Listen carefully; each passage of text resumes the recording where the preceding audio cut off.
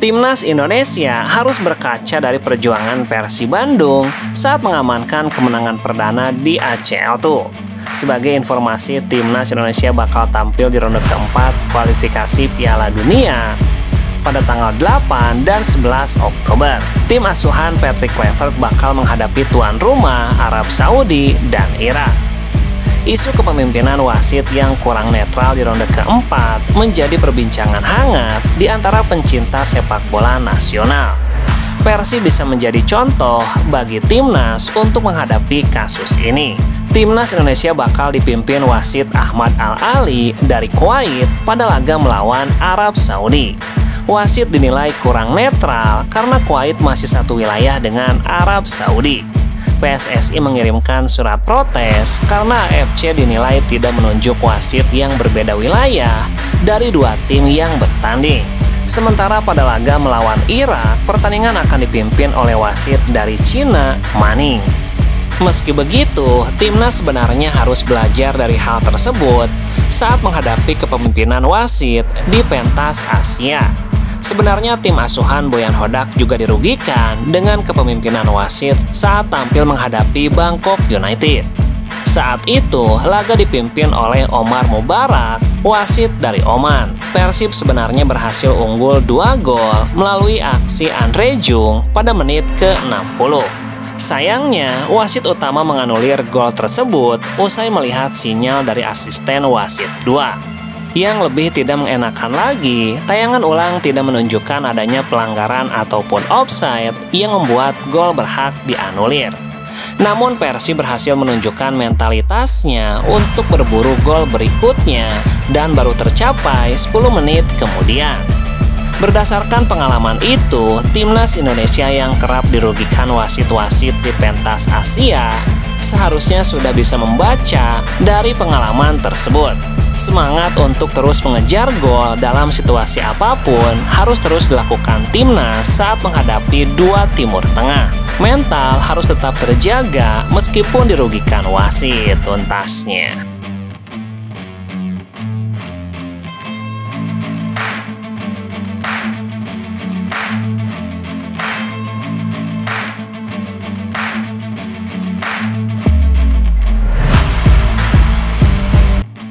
Gelandang Timnas Indonesia, Mark Locke, menilai pertandingan melawan Arab Saudi dan Irak di babak lanjutan kualifikasi Piala Dunia akan menjadi ujian berat bagi skuad Garuda. Meski begitu, ia menegaskan bahwa tim datang dengan tekad kuat untuk membawa pulang hasil positif bagi Indonesia. Akan sangat susah karena kita tahu beberapa kali bertemu Irak selalu susah. Lawan Saudi, kemarin kita memang sama imbang, tapi tim ini sangat berat, apalagi mereka bermain di kandang dengan dukungan supporter. Mark Locke mengaku bahwa secara pengalaman dan status, Arab Saudi dan Irak lebih difavoritkan dalam laga nanti. Namun Kapten Persib itu menekankan pentingnya menjaga mental dan fokus agar tetap percaya diri menghadapi tekanan. Situasinya adalah mereka yang difavoritkan, tapi kita datang ke sana untuk hasil yang baik untuk negara ini. Itu yang harus ada di mindset kita. Menariknya, laga nanti juga membuka peluang bagi Mark Locke untuk bertemu dengan rekan setimnya di Maung Bandung, Fran Putros, yang dipastikan membela timnas Irak. Saat ditanya soal hal tersebut, Mark Locke menjawab dengan nada santai namun penuh sportivitas. Pasti dia mau menang juga, tapi semoga tim yang terbaik yang menang. Saya hanya bisa mengatakan itu, tim paling beruntung yang menang, tapi tidak beruntung ketika Irak bertemu Indonesia tuntasnya.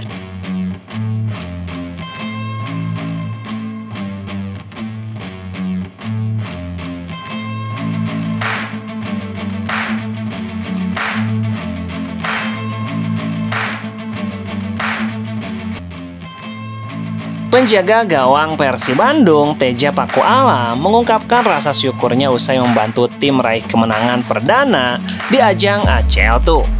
Persib sukses membawa pulang 3 poin saat bertandang ke markas Bangkok United, sekaligus mencatatkan clean sheet penting.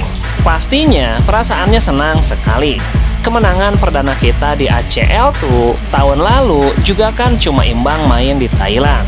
Alhamdulillah sekarang kita bisa menang. Musim ini, kiper berusia 31 tahun itu mulai kembali mendapatkan menit bermain reguler di bawah asuhan Boyan Hodak. Meski sempat kehilangan posisi utama, Teja menyebutkan bahwa setiap kesempatan bermain adalah bentuk rezeki yang harus disyukuri. Iya, seperti yang pernah saya bilang, mungkin ini rezeki juga bisa mendapatkan menit bermain dari pelatih. Jadi harus bisa menampilkan yang terbaik. Menariknya, di lini belakang Persib kini dihuni 4 pemain asing. Namun Teja menilai hal itu justru mempermudah komunikasi di lapangan karena para bek memiliki pengalaman dan pemahaman taktik yang tinggi. Mungkin back four-nya itu pengalaman semuanya, jadi lebih mudah buat saya komunikasi, mudah paham satu sama lain juga.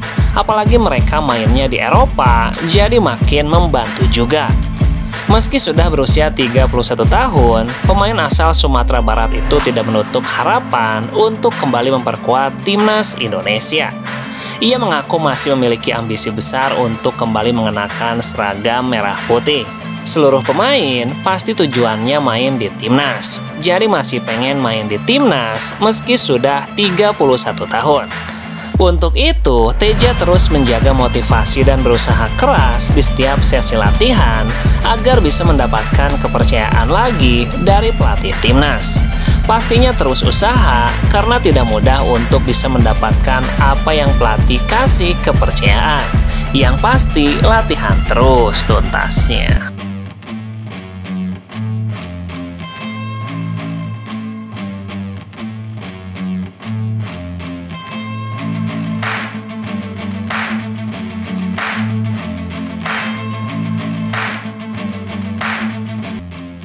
Tidak dipanggil ke timnas senior, Marcelino Ferdinand dipastikan masuk daftar skuad timnas Indonesia U23 di ajang SEA Games bersama Indra Safri. Hal itu disampaikan langsung pelatih timnas Indonesia, Indra Safri. Saat ini, nama Marcelino tidak ada dalam daftar 32 pemain timnas Indonesia U23 yang dipanggil untuk menjalani pemusatan latihan tahap pertama. Indra Safri mengatakan bahwa Marcelino bukan tidak dipanggil, melainkan hanya belum dipanggil. Sebagai pelatih, Indra Safri menyampaikan bahwa Marcelino sejatinya dipanggil ke timnas U23. Bahkan, namanya sudah masuk daftar pemain untuk SEA Games.